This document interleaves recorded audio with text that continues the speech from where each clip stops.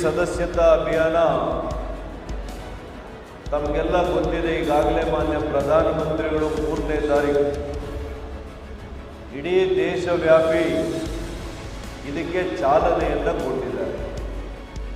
ಒಂದು ಪಕ್ಷಕ್ಕೆ ಆಧಾರ ಸ್ತಂಭ,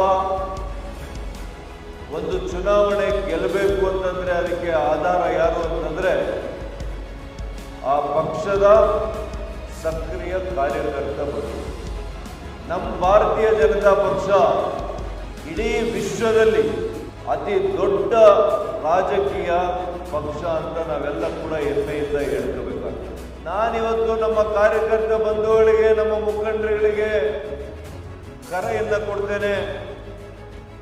ನಮ್ಮ ಚಿಕ್ಕಬಳ್ಳಾಪುರ ವಿಧಾನಸಭಾ ಕ್ಷೇತ್ರದಿಂದ ನಮ್ಮ ಗುರಿ 1,00,000 ಸದಸ್ಯರನ್ನ ಈ ಕ್ಷೇತ್ರದಲ್ಲಿ ಬಿಜೆಪಿ ಸದಸ್ಯರನ್ನಾಗಿ ಮಾಡಬೇಕು. ನಾನು ಕರೆ ಕೊಟ್ಟ ಕೂಡಲೇ ಆಗೋದಿಲ್ಲ.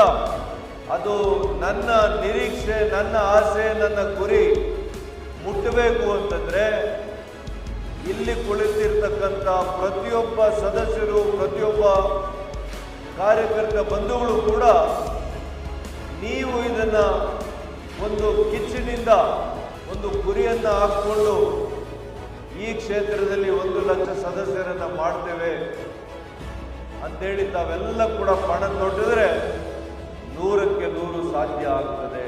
ಗ್ರಾಮ ಪಂಚಾಯಿತಿಯಿಂದ ಹಿಡಿದು ಲೋಕಸಭೆವರೆಗೂ ಎಲ್ಲ ಸಹಕಾರ ಕ್ಷೇತ್ರದ ಚುನಾವಣೆಗಳಿಗೂ ಕೂಡ ಇದು ಉಪಯೋಗ ಆಗ್ತದೆ.